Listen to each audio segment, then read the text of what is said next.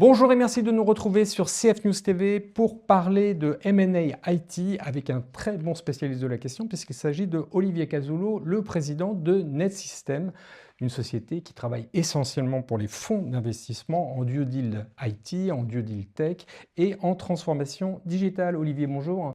Alors justement, je voudrais qu'on revienne à NetSystem. Vous devez être sollicité actuellement parce qu'on parle de cybersécurité, le due deal IT, il en faut, la tech, c'est quelque chose qui est...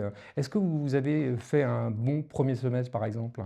On a une activité qui se porte plutôt bien. C'est vrai que bon, je suis plutôt modeste en général, voilà, et pragmatique dans un contexte quand même qui est relativement compliqué en ce moment. On a une activité qui se porte bien et qui effectivement est soutenue par un contexte géopolitique que l'on voit tous les jours avec des questionnements de souveraineté, évidemment, avec tout ce qui se passe sur la Et qu'est-ce régulation. qu'on vous demande précisément? Or, nous, on intervient essentiellement aujourd'hui sur les questions de résilience. C'est-à-dire qu'un des sujets prégnants, c'est de s'assurer que sur une opération d'achat, tant pour les investisseurs directs que pour les LPs, eh bien, l'investissement que l'on va flécher sera tout simplement dans une structure capable, bien évidemment, d'être résiliente en cas notamment d'attaques cyber. Donc ça, c'est quand même quelque chose, aujourd'hui, on sait que les attaques cyber se multiplient, bien malheureusement. C'est un phénomène qui prend beaucoup d'ampleur.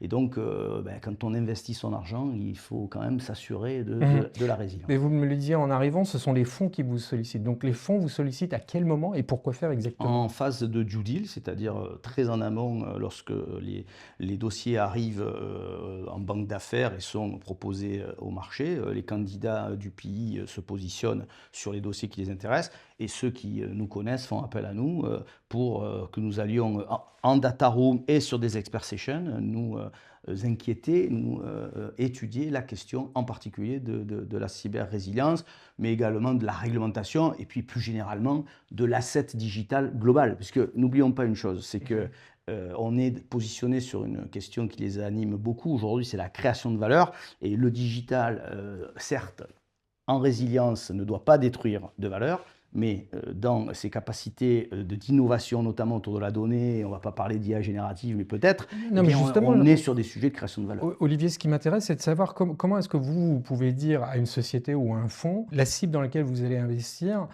sera battue dans 5 ans par l'IA parce que l'IA va évoluer tellement vite. Alors C'est ça, une grosse responsabilité de votre part quand même oui, mais ça, de... c'est un autre élément. C'est Ah, plutôt une analyse stratégique de d'accord. savoir où on met ses deniers. Donc, c'est une autre population d'intervenants qui agissent sur la question du business model, de la stratégie d'investissement. C'est plutôt des cabinets de strat. Nous, on est vraiment des gens de l'IT. Ce que nous venons faire, c'est analyser et comprendre le legacy IT qui existe au sein de l'organisation, comprendre les infrastructures, les applications, l'organisation, le modèle économique et financier, les questions de résilience, donc cybersécurité, est-ce que ma société est au standard du marché, est-ce qu'elle est bien notée, est-ce qu'elle est poreuse ou pas, est-ce qu'elle répond à des critères réglementaires, on pense aujourd'hui à toute la réglementation autour de NIS 2 sur la cybersécurité, autour évidemment de le règlement général de protection des données, mais aussi à d'autres questions fondamentales de résilience et de réglementation.